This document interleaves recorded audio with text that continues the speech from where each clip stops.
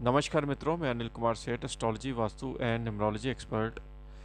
भारतवर्ष की कुंडली के अकॉर्डिंगली आपके ऊपर क्या प्रभाव पड़ने वाला है मई, जून, जुलाई 3 महीने की आज हमने इसके ऊपर भविष्यवाणियाँ निकाली हैं। देखिए, अगर हम मई की बात करें तो मई के महीने में मंगल मिथुन राशि में 12वें भाव में भारत की राशि से जो कर्क राशि मानी जाती है, ये गणना कर्क राशि के अकॉर्डिंगली ही बनाई गई है स्पेशली, जो कि भारत की राशि मानी जाती है। मंगल की स्थिति जो है आपके 12th हाउस से संचार कर रही है। मई के महीने में आपको मालूम है कि मंगल जो है जब 12वें भाव में आता है तो छठे भाव को भी देखता है और दूसरे भाव को भी देखता है। तो दूसरे भाव में दृष्टि इसकी मंगल की होने से एक तो फाइनेंस में डिस्टर्बेंस दिखा रहा है, इकोनॉमी में स्लो डाउन दिखा रहा है मई के महीने में, क्योंकि कोई भी ग्रह जब 6, 8, 12 का योग बनाता है, चाहे वो इंडिविजुअल कुंडलियों का हो या किसी भी कंट्री का हो या किसी भी पार्टी का हो, तो उसका जो प्रभाव होता है गोचर में उन ग्रहों का वो मेलेफिक पड़ता है। और दूसरी बात यह है कि मंगल अति शत्रु राशि बुध की राशि से संचार कर रहा है और ये इसकी पूर्ण दृष्टि छठे भाव को जा रही है, जो कि मेडिकल सिस्टम को पूरा डिस्टर्ब करके चल रहा है। आपने देखा ही है कि मेडिकल सिस्टम जो है वो आपके सामने करंट अफेयर्स के अकॉर्डिंगली आप उसको देख सकते हैं। और मंगल की दृष्टि 7वें भाव पर भी जा रही है, जो कि शनि पर जा रही है। और शनि जो कि एक आवाम का स्वामी होता है, पब्लिक का, उसके ऊपर मंगल की दृष्टि जाने से तो यहाँ पर आवाम भी पीड़ित हो रही है।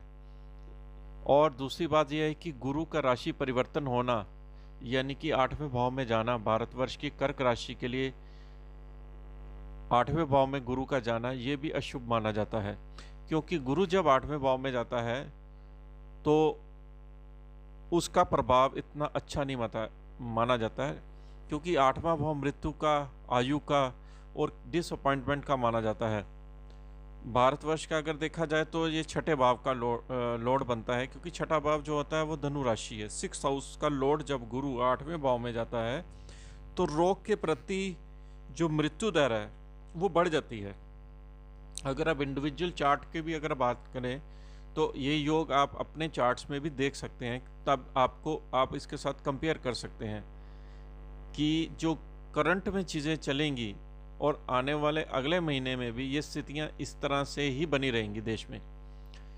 हालांकि उसमें से बुध जो है वो राशि परिवर्तन कर जाएगा, राहु के साथ बैठ जाएगा और 11th हाउस में जाने से, क्योंकि बुध जो एक्ट करता है वो राहु के साथ जब बुध बैठ जाएगा तो बुध राहु की तरह ही एक्ट करेगा। तो जो मीडिया है वो खबरों के माध्यम से आपको अच्छा बुरा जो भी जिसको जिसको कह सकते हैं आपकी नज़र में, इस तरह से चैनल का प्रभाव पूरा आपके ऊपर देखने को, न्यूज़ के ऊपर देखने को मिलेगा। और क्योंकि बुध आपका भारतवर्ष की राशि से 12वें भाव का लॉर्ड है, वो लाभ भाव में आने से ये एक प्लस पॉइंट बनता है कि विदेश से इसको लाभ में होने वाला है। विदेश से कोई फंडिंग आ सकती है, कोई नई सपोर्ट कंट्रीज के द्वारा इसको यहाँ पर बहुत बड़ी एक एफडीआई के रूप में मिल सकती है। और बुध जो तीसरे भाव का भी लॉर्ड है और जो इनके भारत के मित्र देश हैं वो भी इनके लिए सपोर्ट के लिए आप खड़े होने वाले हैं। सूर्य की स्थिति मई के महीने में भी आप देखेंगे कि उच्च राशि में 10वें भाव में 14 तारीखता बनी रहेगी और शुक्र भी 10वें भाव में रहेगा मेष राशि में। शुक्र क्योंकि लाभ भाव का जो ग्रह है वो 10वें हाउस में सूर्य के साथ होने से सरकार जो है काफ़ी कुछ चेंज करने वाली है सिस्टम को, क्योंकि जो सिस्टम हमारा डिस्टर्ब हो गया है या सिस्टम जो करप्ट है उसके ऊपर अब बहुत सारी मीटिंगें होगी और उस सिस्टम को दूर करने के लिए सरकारी जो हमारी सरकार है, रूलिंग पार्टी है, उसके ऊपर ये एक्शन भी लेंगी। आप देखेंगे कि मई के महीने में बहुत सारी चीज़ों में चेंज आना शुरू हो जाएगा। अगर हम केतु की बात करें, केतु 5th हाउस से ट्रांजिट कर रहा है। 5th हाउस में जब केतु ट्रांजिट करता है किसी भी राशि से, जैसे भारतवर्ष की राशि है कर्क राशि से, तो जो बुद्धि है उसको भ्रमित कर देता है। बुद्धि को ये डिसीजन जो आप लेते हो जो भी डिसीजन लेंगे हमारी सरकार वो इतना कारगर नहीं सिद्ध होगा, क्योंकि केतु 5th हाउस में डिसीजन को डिस्टर्ब करता है। तो अगर हम जून की बात करें, जून में स्थितियां इस तरह से रहेगी। 2 जून को मंगल जो है वो अपनी राशि परिवर्तन करेगा, मिथुन राशि छोड़ते हुए कर्क राशि में नीच में आप भारतवर्ष की कुंडली में ये कर्क राशि के 1st भाव में प्रवेश करेगा। शनि के सामने होने से मंगल और शनि का जब भी आपस में टकराव होता है, बिल्कुल फ्रंट पे होते हैं, तो बॉर्डर पर टेंशन बढ़ जाती है और लाइन ऑफ कंट्रोल पर इसकी टेंशन ज़्यादा होने से जिसको आर्मी कह सकते हैं उनका जमावड़ा शुरू होना हो जाता है। और दूसरी बात यह है कि मंगल जब कर्क राशि में आता है तो आगजनी की दुर्घटनाएं काफ़ी कराता है। पानी की राशि में होने से मंगल जल दुर्घटना का संकेत यहाँ पर दे रहा है। कोई बड़े भूकंप को यहाँ पर संकेत देता है जून के महीने में, क्योंकि शनि मंगल को देख रहा है, मंगल शनि को देख रहा है, और इस महीने में शनि भी वक्री होने जा रहा है। तो ये जून का महीना कई और कैजुअलिटी के रूप में सामने आने वाला है, जल प्रलय जिसको कह सकते हैं, और अर्थक्वेक्स। और दूसरी चीज़ जो है कि जैसे अचानक से कोई दुर्घटना हो जाना, ये सब मंगल के द्वारा ये प्रदान दिखा रहा है। खासकर आगजनी की दुर्घटनाओं में भी मंगल का काफ़ी बड़ा रोल माना जाता है। और मंगल क्योंकि 10th हाउस का लॉर्ड है, 1st हाउस में नीच का आने से पब्लिक से इनको काफ़ी विरोधाभास यहाँ पर झेलना पड़ेगा।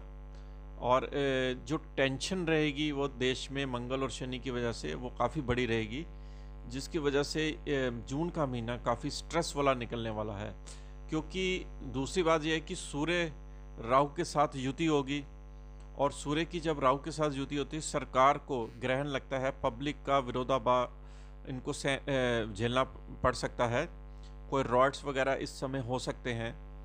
और दूसरी बात यह है कि बुध और शुक्र की युति जो 12वें भाव में इस समय जून में के महीने में होने वाली है होगी, उसका प्रभाव विदेश से आपको अच्छा मिलेगा। विदेश से जो फंडिंग आएगी, विदेश से जो सपोर्ट मिलने वाली है इस महीने में, जो जून के महीने में बहुत सारी चीज़ों में विदेश से आपको सपोर्ट मिलने से देश में जो मेडिकल फैसिलिटीज़ है, जो मेडिकल की व्यवस्था है, उसमें भी सुधार देखने को मिलेगा। और पैसे का एफडीआई जो विदेश से इन्वेस्टमेंट है, बहुत सारी कंपनियां जो हैं वो भारतवर्ष में इन्वेस्ट के लिए आएंगी, क्योंकि बुध और शुक्र की युति जो है लक्ष्मी योग वो मिथुन राशि में बनेगा यहाँ पर।